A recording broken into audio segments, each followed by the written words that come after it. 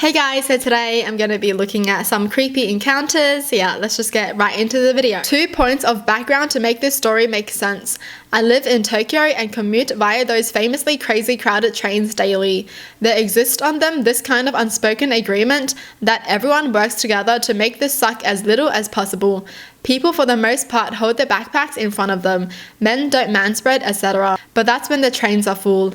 About 2 stops before mine, the train goes from sardine can to everyone on this train could lay on the seats and have room left over. So usually I can sit down at this point. 2. I'm not a Japanese woman. Very obviously so. Even when I'm in my white dress shirt and pencil skirt, like all the other office drones, I'm often the only obviously non-Japanese woman on my train in the morning. But despite my appearance, I'm fluent in Japanese. So one day I sit down when the train empties out, headphones in, mobile game going, ready to enjoy the 10 minutes of sitting I get on my hour commute. I'm sitting with my legs crossed, but there's maybe 10 people in the whole car, so I'm not in anyone's way.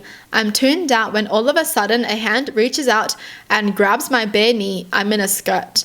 I, of course, jolt straight out of my skin, rip out my headphones, and look up at the hand's owner. It's some skinny old Japanese dude. He points at my legs, then at other people on the train. Again, a max of 10 in a car that can hold 50 plus easily, and probably held about 80 10 minutes ago.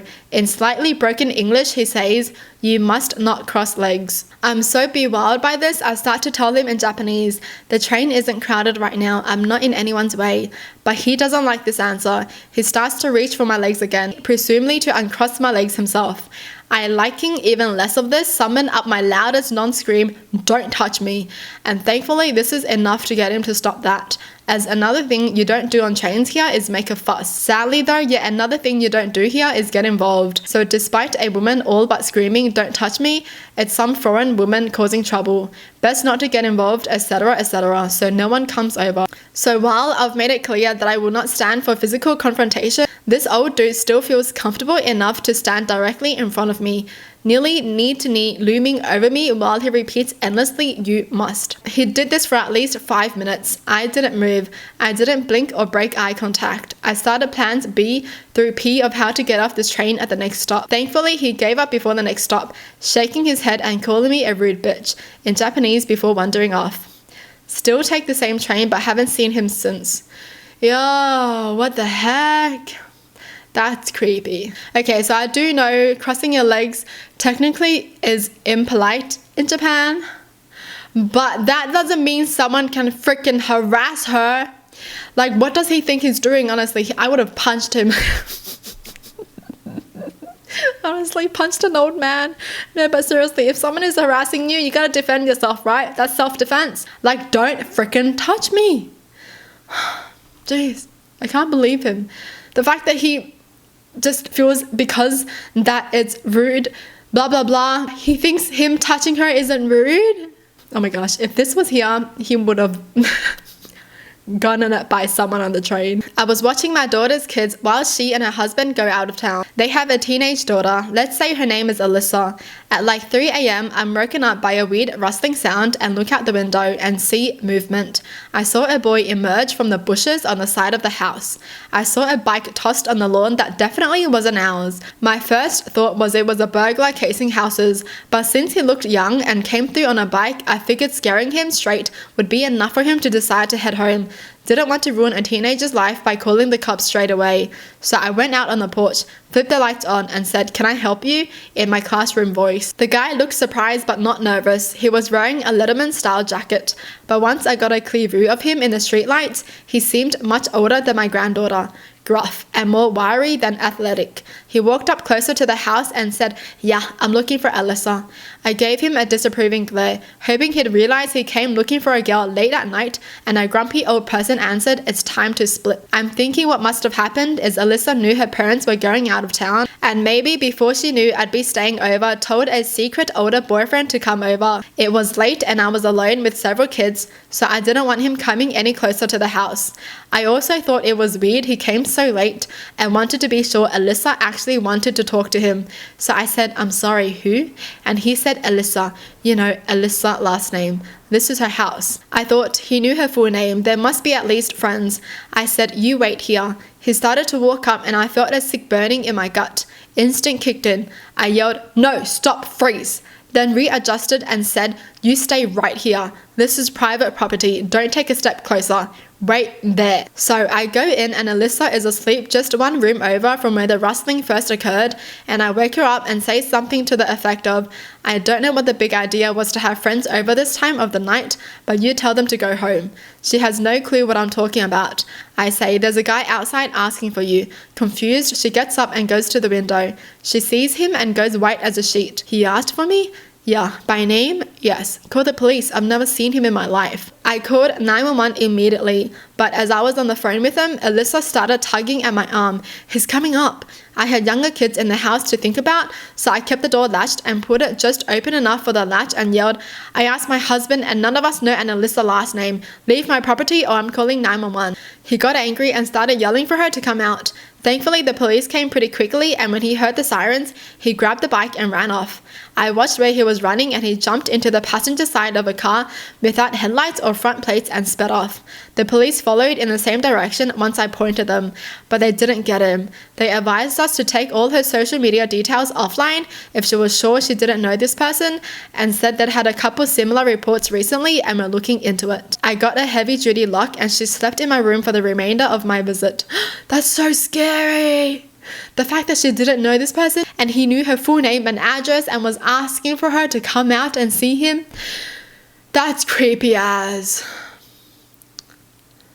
Thank gosh nothing happened to any of them.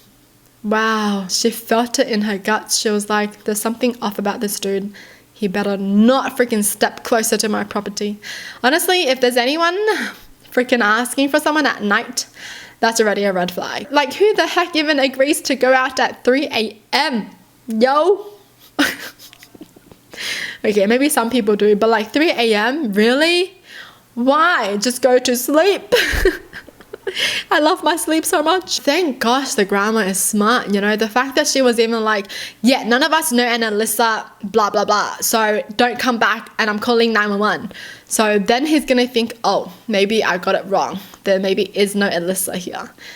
You know, that's smart. That's pretty smart. So last night I was at a classmate's house working on a group project we have due tomorrow. I live in an apartment in the town where our university is located, and my classmates live at his parents' house, which is in the foothills just outside of town.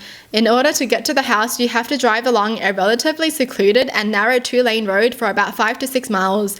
We started working on the project at about 6 p.m. and I ended up hanging around for a while after we had finished our working. So I left his house pretty late at about 11 and started down the road back towards town. I didn't realize how tough it would be to navigate the road at night. There were no streetlights and the road was unkept and riddled with potholes. On top of this, I had no cell service, so I had to drive very slowly to make sure I didn't blow out one of my tires since I had used my spare a couple of weeks back. I figure I was about 3 miles from the house when I rounded a tight corner and saw a pickup truck with a camper shell parked diagonally across the road, and I couldn't drive around it because there was a gully on both sides of the road. The only way for me to go at this point was backwards, where there was a pull-off that I could use to turn my car around. At first, I couldn't see inside the cab, but when I turned on my high beams, I saw that there was a man slouched over in the driver's seat, his head resting against the steering wheel as if he had been knocked out after a bad accident. I immediately sensed something was wrong. The way his car had just coincidentally come to a rest in a position that totally blocked the road was a big red flag for me. I had heard stories of people playing dead in the road as a way to lure unsuspecting people out of the cars so they could rob them. I decided screw this and elected to go back to my classmate's house and explain what was going on. I threw the car into reverse and kept my eyes darting back and forth between the rear view and the truck. I looked and saw that I was almost to the pull-off where I could turn around. When I looked back, my heart skipped about 5 beats. The man who had been slouched over in the driver's seat was now walking at my car at a hurried pace, while a few other men jumped out of the camper shell and started moving towards me as well. I panicked and accelerated backwards into the pull-off, which messed up the undercarriage of my car pretty bad, as I put it into drive at my passenger side door, tugging on the handle, which thank the Lord was locked. I only caught a brief glimpse of him, but his face appeared to be scabbed and leathery. Definitely a drug abuser. I sped away and didn't slow down at all until I reached the house, constantly checking my rear view to see if they were following. Thankfully, they didn't tail me. And when I reached the house, I explained what had happened to my classmate and we called the cops. I was grateful that my buddy's parents were kind enough to let me stay the night.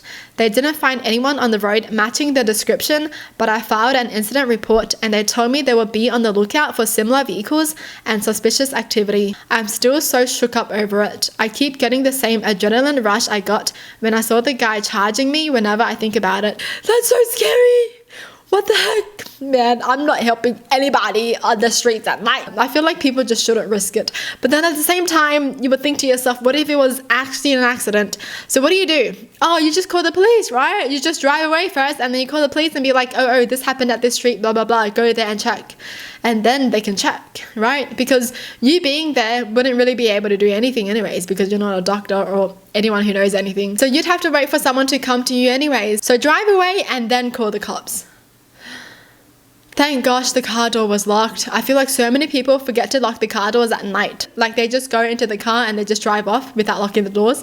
Please lock your car doors, man. That's the first thing I do because I'm so paranoid.